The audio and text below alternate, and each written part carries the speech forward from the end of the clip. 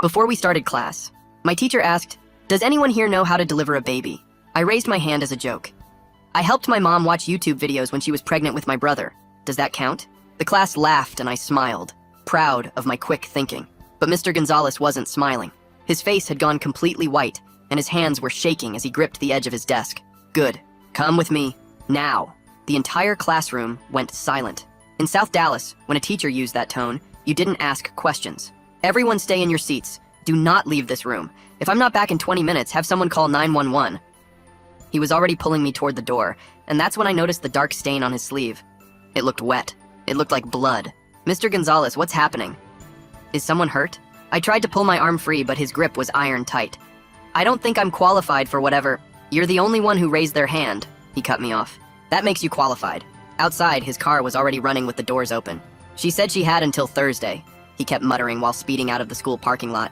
The midwife isn't answering her phone. I gripped the door handle, calculating if I could jump out at the next red light. Mr. Gonzalez, you're scaring me. Should I call my mom? No! He swerved around a car and I slammed into the window. No one can know. Put your phone away. Turn it off. I'm not turning off my phone, I shouted. But I did anyway. We were going 50 in a 25 zone, and Mr. Gonzalez kept checking his mirrors like someone was following us.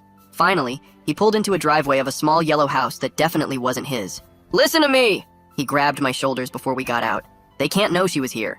Do you understand? No matter what happens, they can't know. I don't understand anything. I was practically yelling now. I'm 17. I don't even have my license yet. Marco. He used my name for the first time, his voice desperate. You've kept bigger secrets than this. I know your family. I need that same silence now. He wasn't wrong. I'd already seen 2 drive-bys this year and never said a word to the cops. But this felt different. He shoved a pair of surgical gloves into my hands. Put these on. The front door was unlocked. Inside, we followed the sound of crying to a back bedroom where a woman was curled up on a bare mattress. She looked young, maybe early 20s, with long black hair stuck to her face with sweat. It's too early, she gasped in accented English when she saw us. Then she looked at me and started crying harder. He's just a child. You brought a child? I'm 17, I said stupidly, like that made any difference. I watch Grey's Anatomy if that helps. She switched to Spanish and started begging Mr. Gonzalez for something I couldn't understand. He pushed me toward her. Check how dilated she is. What? I backed up so fast I knocked over a lamp. I don't know how to do that. I've never even seen a... I can't. Then hold her hand and pretend you know what you're doing, he snapped. That's when I noticed the medical supplies. A whole closet full of them. Some of the boxes were labeled Property of St. Mary's Hospital in red letters. Are those stolen? I heard myself ask. My voice sounded far away. Did you steal from a hospital? No! Both of them shouted at once. The woman grabbed my hand so hard it hurt. Her nails dug into my skin through the gloves. Just don't call the hospital. They'll send me back. My family. She switched to Spanish again, crying about money and payments and someone named Elena. I don't understand. I was crying now too. Someone please tell me what's happening. Mr. Gonzalez was putting on surgical gloves with practiced movements that made me wonder how many times he'd done this before. Check her phone, he ordered me. See if the embassy called. I had to pull the glove off with my teeth. The screen lit up with missed calls and texts. Immigration enforcement had called 6 times in the last hour. There's something here about immigration, I said. My whole body was shaking. They called 6 times. They know, the woman sobbed. Someone told them. The van will come. Someone's looking. I pointed at the window with my bloody hand. The neighbors see us. Get away from the window! Mr. Gonzalez barked at me. I dropped to the floor and crawled to the corner, leaving bloody handprints on the carpet. To the woman, he spoke softly in Spanish, checking how dilated she was. She's at 9 centimeters, he said. You need to help me. I don't know what that means. If they find out about the surrogacy, the woman gasped between contractions, they'll deport me before I get the money for it. My daughter needs surgery. Please, you promise to help. Surrogacy? The word clicked in my brain. This isn't your baby? She shook her head, tears streaming. China baby. For China parents. The contractions were getting closer together. She grabbed my bloody hand and pulled me down to her face. Baby coming now! She screamed so loud my ears rang, and then everything happened at once. The baby's head pushed out first, all wet and covered in white stuff, and Mr. Gonzalez yelled at me to catch it. I put my shaking hands under the tiny head, just as the shoulders came out, and then the whole baby slid into my hands in a rush of blood and clear fluid that splashed all over my jeans. The baby was so slippery, I almost dropped it, but Mr. Gonzalez grabbed my wrists and guided me to lift it up to the woman's chest. It wasn't crying, though. The skin looked purple like a bruise, and the tiny chest wasn't moving right. Mr. Gonzalez started rubbing the baby's back really hard with a towel while I held it against the woman who was sobbing and trying to see if it was okay. He rubbed harder and harder until finally the baby made this weak little cough and then started crying.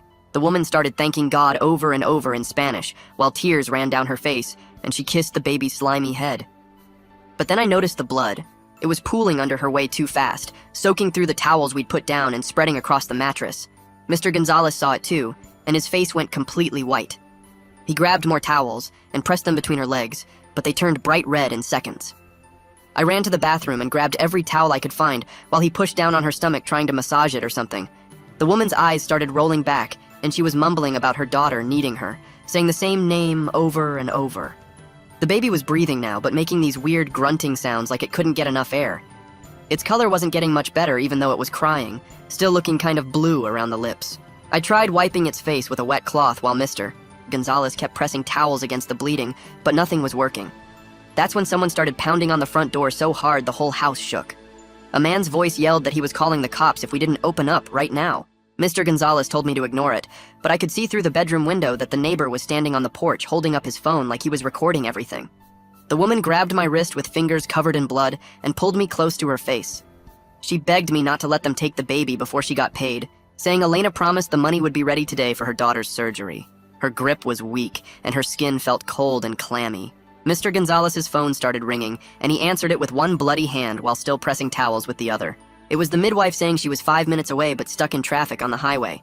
He started telling her about the bleeding, and she was giving him instructions, but I couldn't follow what they were saying because it was all medical terms I didn't understand. I wrapped the baby in the cleanest towel I could find, and that's when I noticed the umbilical cord was still attached and pulsing with each heartbeat. Mr. Gonzalez hung up and handed me surgical scissors from the medical supplies, pointing to a spot about 3 inches from the baby's belly where I needed to cut. My hands were shaking, so bad I could barely hold the scissors steady. He had to put his hands over mine to guide them, while I squeezed the handles and cut through the thick, rubbery cord. More blood gushed from between the woman's legs, the second I cut it, and she went completely limp. Her head rolled to the side, and her eyes closed. Mr. Gonzalez dropped everything and started slapping her face, trying to wake her up while yelling her name. I held the baby against my chest, and it was finally starting to turn more pink, its little fists opening and closing while it cried. The neighbor was still pounding on the door, and now I could hear sirens in the distance getting closer. Mr. Gonzalez kept trying to wake the woman up, but she wasn't responding at all.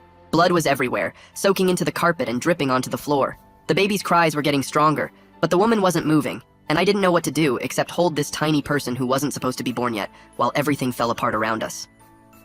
The front door slammed open so hard it bounced off the wall, and a woman rushed in carrying a black medical bag that looked beat up and old. She had gray hair pulled back in a messy bun, and was already pulling on gloves as she pushed past Mr. Gonzalez, who jumped out of her way. Her name tag said Maribel, and she dropped to her knees next to the unconscious woman without saying anything to us.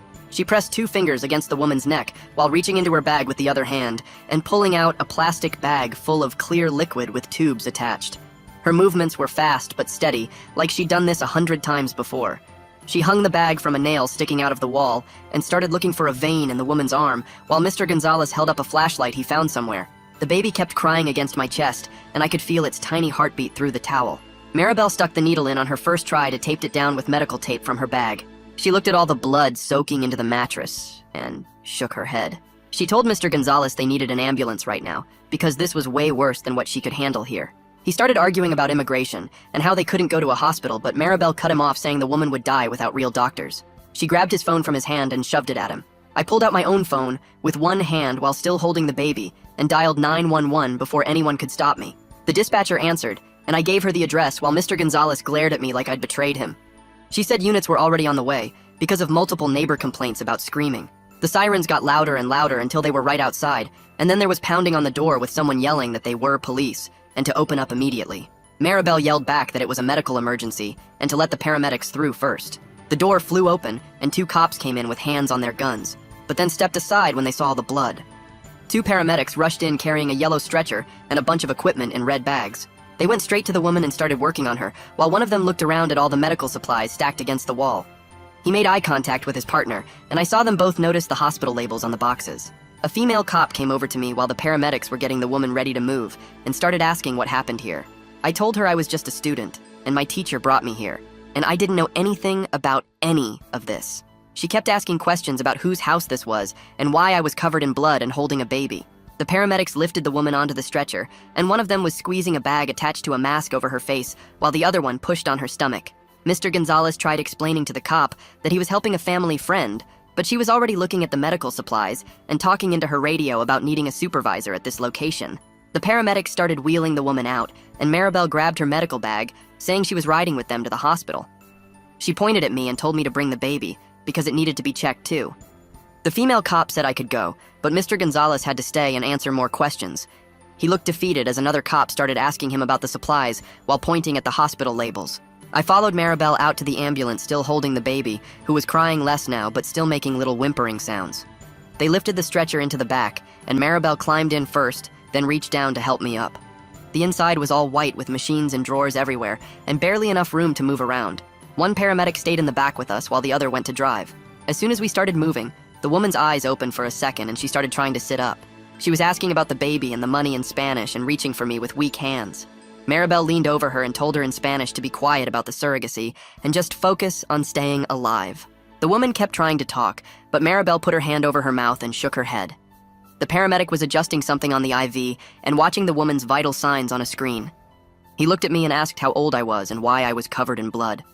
I told him I was 17, and my teacher made me help deliver this baby, and he stopped what he was doing to stare at me. He grabbed his radio and called the hospital saying they had a minor involved in the situation who might need evaluation. The woman grabbed my arm with fingers that felt cold and weak and kept whispering Elena's name over and over.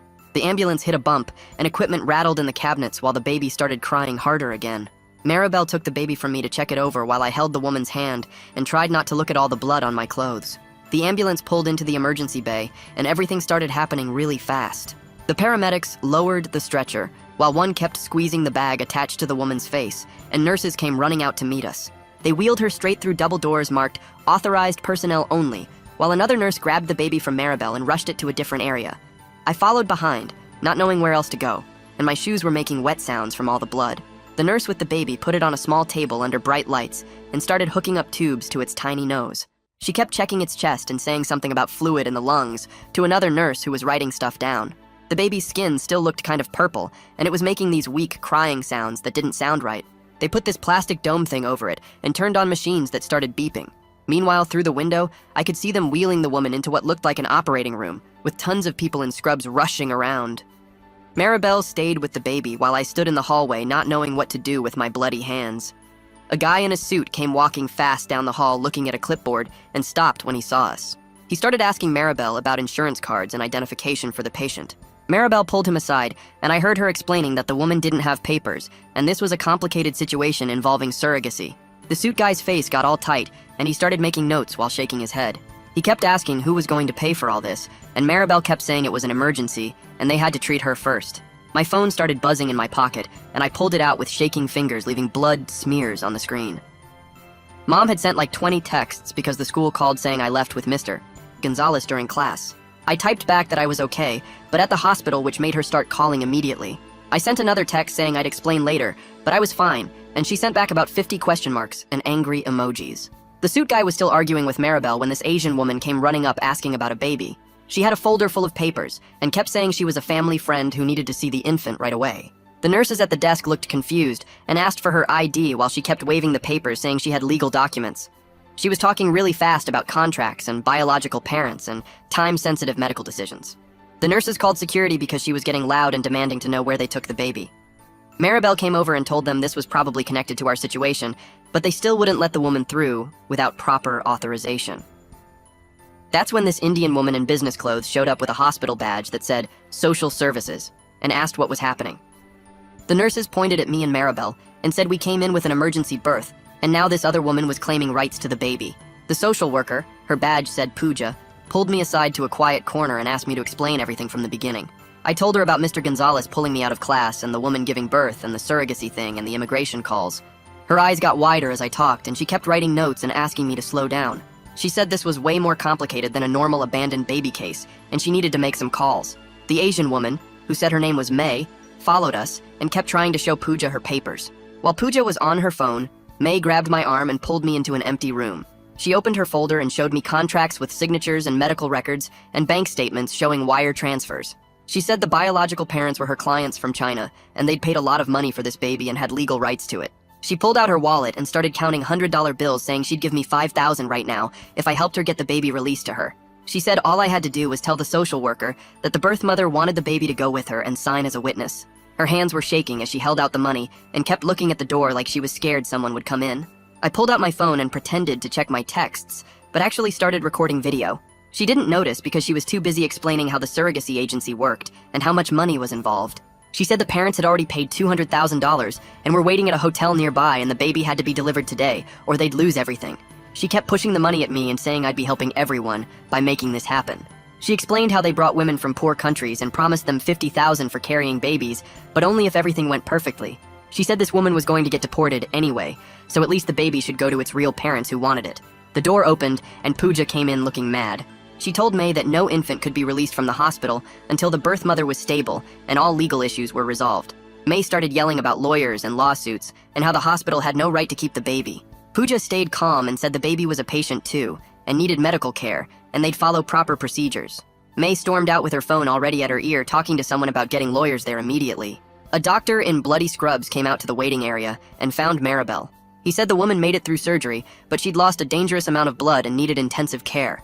She had something called uterine atony, where her uterus wouldn't contract after delivery, and she almost bled out. He said she'd need to stay in the ICU for at least a week, and maybe longer depending on complications. This made everything worse because now there was no way to sort out the baby situation quickly. That's when a white guy in a dark suit walked up to the nurse's station and showed his badge. He said his name was Dean Ford from Immigration and Customs Enforcement, and he was looking for an undocumented woman who'd given birth. The nurses looked uncomfortable and called for Pooja, who came out immediately. She stepped between Ford and the desk and explained that the woman was a patient receiving emergency medical care and couldn't be questioned or detained while she was treated. Ford said he just needed to confirm her identity and started asking about the baby's status. Pooja told him that was confidential medical information and he'd need a warrant to access any records. He looked annoyed but pulled out his phone to make a call while standing right there watching us. My phone started buzzing in my pocket and I saw Mom's name on the screen but couldn't answer with Ford standing right there. The automatic doors whooshed open and my mom came running through the entrance with her work badge still hanging around her neck from the bank. She saw me sitting there covered in dried blood, and her face went from scared to angry to scared again in about 2 seconds.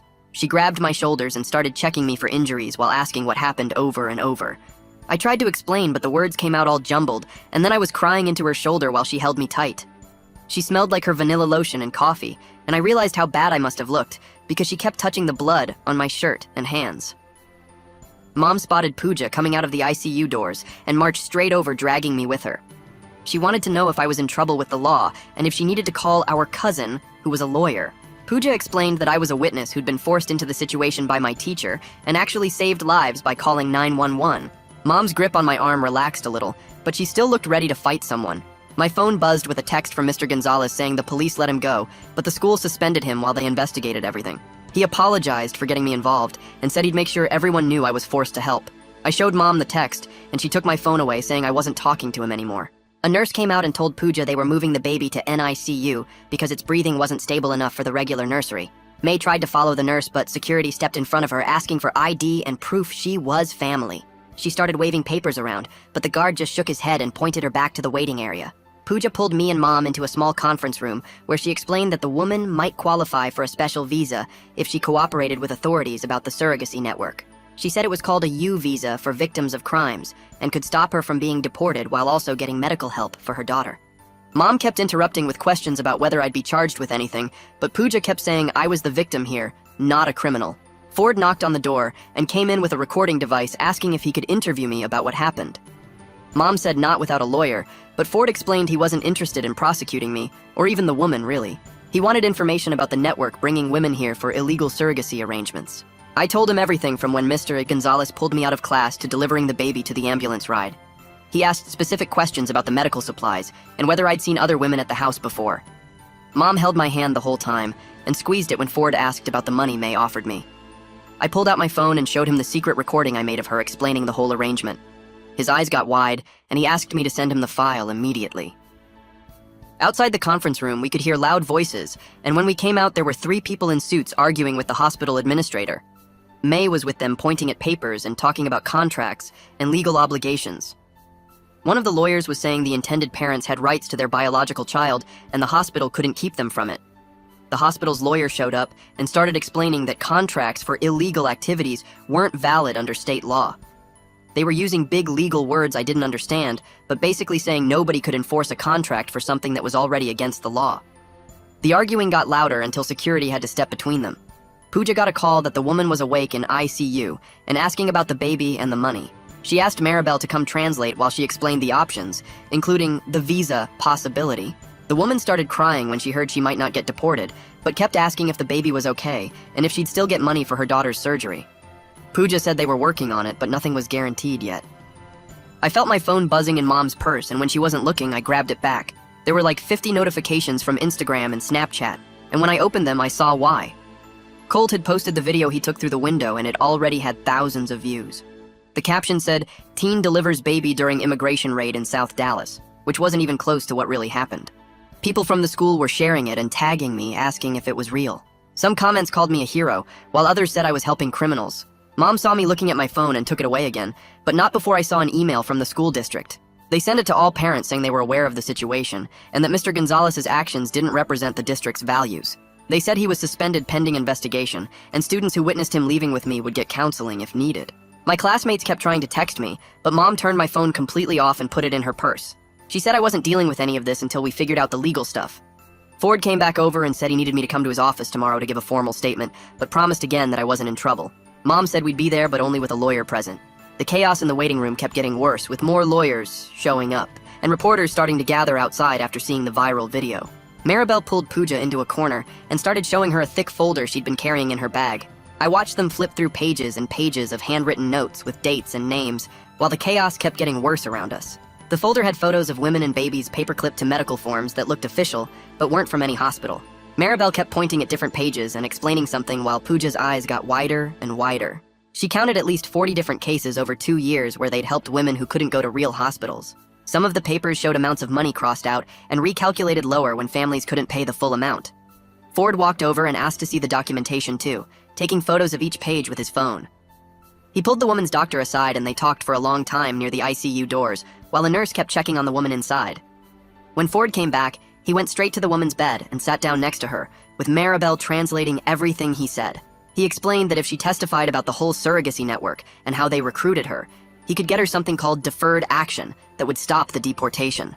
The woman kept asking about her daughter's surgery money and if they could guarantee she'd get it before agreeing to anything. Ford made some calls and came back saying they could work with the district attorney to make sure any money recovered went to medical expenses first. The woman nodded and squeezed Maribel's hand so hard her knuckles turned white. Meanwhile, the hospital administrator kept coming by with new papers about the mounting bills that nobody had signed for yet. The emergency surgery alone was $30,000, and the NICU stay was adding up to $5,000 per day.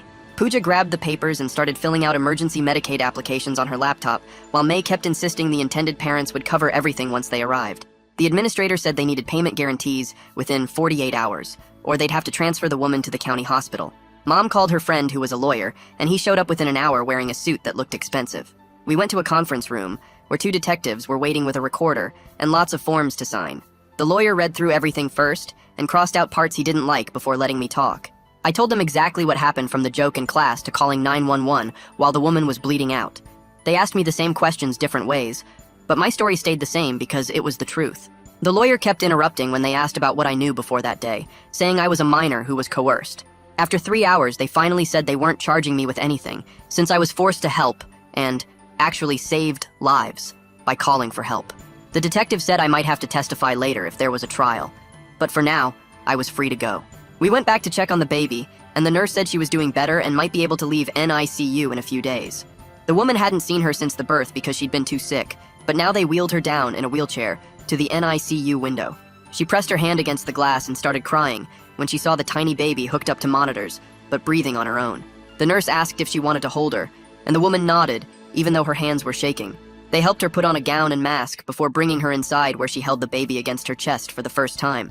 She kept whispering to her in Spanish and crying while the baby grabbed her finger with a tiny fist. After 20 minutes, they said she had to go back to her room, but she could visit again tomorrow. May showed up with more lawyers, and they cornered Pooja in the hallway with proposals about the money. They wanted to put the surrogacy payment in something called escrow that would only release funds once certain conditions were met. Pooja said that wasn't ideal, but it would guarantee the woman got something for her daughter's surgery instead of nothing. The lawyers drew up papers that said half the money would go directly to the daughter's medical providers, and half would be held until after the woman testified. May didn't like it, but agreed because she needed to show the intended parents she was handling the situation. Her phone kept ringing with calls from China that she took outside. The next morning, Mom showed me a text from the school saying Mr. Gonzalez was meeting with the board about the stolen medical supplies. He'd admitted to taking them from the hospital where he volunteered, thinking expired supplies were just thrown away anyway. The board said he broke their trust and multiple laws, even if his intentions were good. Someone from the woman's family brought her daughter to visit, and I saw her for the first time through the door window. She was maybe 6 years old, and so skinny you could see her bones through her hospital gown. She had some kind of tube in her nose, and moved real slow like every step hurt. When she saw her mom, she tried to run, but could only manage small steps before having to stop and catch her breath. They hugged for a long time, and the woman kept touching her daughter's face and hair like she was making sure she was real. The little girl asked when they were going home, and the woman just held her tighter without answering. Seeing her sick kid made the woman tell Ford she'd do whatever it took to get the surgery money, even if it meant testifying against everyone.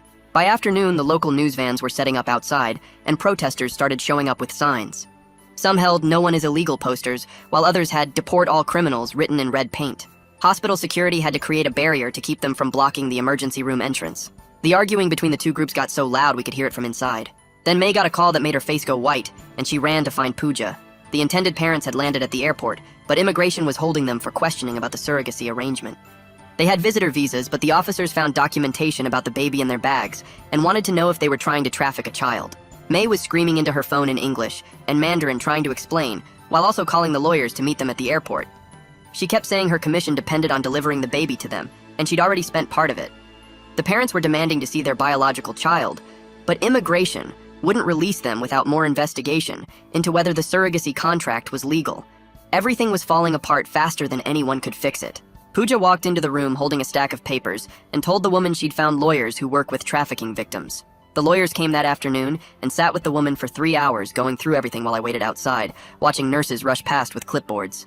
They kept asking her about promises made and money owed and how she got into the country, taking notes on yellow legal pads while she cried through most of it. The lawyers said she had a good case since she was basically forced into this whole thing when her daughter got sick, and someone offered her a way to pay for treatment. Ford showed up while they were talking and waited in the hallway, checking his phone every few minutes. When the lawyers came out, they told him the woman would cooperate, but only if they guaranteed her daughter could get the surgery first. Ford made some calls, and within an hour, there was paperwork saying the government would help with medical costs if she testified about the network. 3 days later, Mom finally let me go back to the school, but walking through those doors felt wrong. Everyone stared at me in the hallway and whispered to each other when I passed. Some kids came up saying I was a hero for saving that woman and baby, but others called me a snitch for getting Mr. Gonzalez arrested. I just wanted to eat my lunch without people asking questions about what really happened in that house. The woman was still in the hospital when Pooja brought more papers for her to sign about giving up the baby. She held that little girl for an hour before signing, kissing her tiny forehead and whispering prayers in Spanish while tears ran down her face. The intended parents were still stuck at immigration, but their lawyers were working on getting them cleared. May kept calling the hospital trying to speed things up because she needed her commission, but Pooja wouldn't let her near the baby without proper authorization. Ford's investigation was getting bigger every day, with more women coming forward saying they'd been promised money for carrying babies, then threatened with deportation if they didn't cooperate. His office had files stacked to the ceiling, and he kept bringing in more agents to help interview everyone. The news was calling it the biggest trafficking case in Texas, but Ford said it was just the tip of what was really going on. Mr. Gonzalez met with prosecutors and agreed to plead guilty to stealing medical supplies in exchange for no jail time. He'd lose his teaching license and have to do 500 hours of community service plus pay back the hospital for everything he took. When I saw him at the courthouse, he looked older and wouldn't make eye contact with me. His lawyer said he was trying to help people the only way he knew how, but that didn't make stealing right. The hospital's social workers managed to get some of the money from the trafficking network frozen by the courts and set up a fund for medical costs. It wasn't the full amount the woman was promised, but it was enough to start her daughter's surgery and treatments. The little girl came to visit her mom again, and this time she looked a bit stronger, walking without help and eating solid food. They hugged for so long the nurses had to remind them visiting hours were ending. 2 weeks after everything started, the woman was finally well enough to leave the hospital. Immigration put her in a protective facility where she could have her daughter visit while she helped with the investigation. The place looked like a regular apartment building from outside, but had security guards and cameras everywhere. She had to check in 3 times a day and couldn't leave without an escort, but at least she wasn't in detention. The baby's intended parents finally got cleared by immigration after their lawyers proved the surrogacy contract was made before all the illegal stuff started. They came to the hospital with May to pick up the baby and left for the airport right away. May got her payment and disappeared that same day, probably scared she'd get arrested too if she stuck around. Nobody heard from her again, but Ford said they were still looking for her. Maribel kept her clinic open, but now with proper licenses and oversight from the health department. She hired real nurses and translators so people could understand what was happening with their care. The state even gave her a grant to partner with local hospitals, so nobody would need underground medical help anymore. She said what happened with the woman was a wake-up call, that the system needed to change. I started going to Maribel's clinic after school to help with paperwork and translation, since I spoke both English and Spanish. It felt better than sitting at home thinking about everything that happened. Plus, helping people fill out forms and understand their appointments was safer than delivering babies in random houses. Mom wasn't happy about it at first, but Maribel promised I'd just be doing office work, nothing medical. The other volunteers taught me how to file insurance claims and schedule appointments while making sure people understood their rights. Some days we'd see 50 people who just needed basic help navigating the system. Most of them were scared of getting deported if they went to regular hospitals, so they came to us first. Maribel made sure everyone knew they could get emergency care, no matter their status, but old fears don't go away easy. Every week, more people heard about the clinic and came looking for help with everything from diabetes to pregnancy care to getting their kids vaccinated for school. 6 months passed before the letter came about the woman's visa getting approved. She could stay while testifying against the trafficking ring that brought her here. Her daughter's surgery happened 2 weeks after that at the same hospital where everything went down. The doctors fixed whatever was wrong with her heart, and she stayed in recovery for 3 weeks. I visited them once when Mom drove me there after my shift at the clinic. The little girl was sitting up in bed coloring pictures while machines beeped around her. The woman grabbed my hand when she saw me and kept saying thank you over and over in Spanish. They moved into this small apartment near the hospital that some charity helped them get. The place had 2 bedrooms and actual furniture, which was way better than wherever they were staying before. Mr. Gonzalez started working at a nonprofit downtown that teaches citizenship classes to immigrants. I saw him at the clinic sometimes when he brought his students for health screenings. We'd nod at each other, but never really talked about that day with the baby and all the blood. He looked different now, wearing regular clothes instead of teacher clothes, and his hands didn't shake anymore. Mom made me start seeing this therapist lady who had an office near our house. She kept asking how I felt about what happened, and if I had bad dreams. I told her about waking up sometimes thinking my hands were covered in blood again. She said that was normal after trauma, and taught me breathing exercises that actually helped. The nightmares got less frequent after a few months, though sometimes I'd still wake up sweating and have to check my hands. The woman opened a small alteration shop with help from some refugee program that gives loans to immigrants. The place was tiny, just one room, with sewing machines and fabric everywhere, but she seemed happy working there. Her daughter started going to the elementary school down the street and looked healthier every time I saw them. The girl could run around now without getting tired, and her lips weren't blue anymore. Agent Ford got promoted to some bigger job in the trafficking division after breaking up that whole network. He sent me this official letter thanking me for my cooperation in the investigation. It felt weird getting thanked by ICE when they're usually the ones my neighborhood tries to avoid. Mom framed the letter anyway and put it on the wall next to my graduation photo. I graduated high school that spring with plans to study nursing at the community college. Watching Maribel save that woman's life made me realize I could handle medical stuff even when it got scary. The whole experience was horrible, but it showed me I wanted to help people the right way, with actual training and licenses. My guidance counselor helped me apply for financial aid, and I got enough grants to cover most of the tuition. Summer before college started, I worked full-time at Maribel's clinic doing intake and helping with insurance paperwork. One day this package arrived with my name on it. Inside was a photo of the woman's daughter playing soccer in a bright pink uniform. The girl was running after the ball with this huge smile on her face, looking like any other healthy kid. The woman had written on the back in careful English letters that must have taken her forever to get right. It said, "Thank you for saving us both," with a little heart drawn next to it. I kept that photo in my wallet when I started college that fall. Life felt normal again with classes and homework and hanging out with new people who didn't know about the whole baby delivery thing. But I was different now, more serious about actually doing something useful with my life. I kept volunteering at Maribel's clinic on weekends because there was always more work to do. New families showed up every week needing help with medical stuff they were too scared to get at regular hospitals. Some of them heard about what happened with the woman and the baby and figured if we helped her, maybe we could help them too. Maribel hired 2 more nurses and got another grant to expand the clinic into the empty store next door. The state health department even sent inspectors who said everything was up to code now. She told me once that what happened that day was the worst and best thing because it forced everyone to stop hiding and start fixing the real problems. I kept Ford's number saved in my phone even though I never called it. Same with the woman's shop address, though I only went there once to get some pants hemmed. Mr. Gonzalez sent me a text when I was accepted to nursing school, saying he was proud of me. Mom still worried about me working at the clinic, but she could see it made me feel like I was doing something that mattered.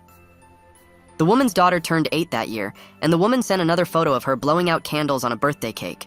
She looked completely healthy now, just a regular kid living a regular life, which is all her mom ever wanted for her. I really appreciate you sticking with me through all the questions and curiosity today. It means a lot to share these moments with you. If you made it to the end, drop a comment. I love reading all your comments.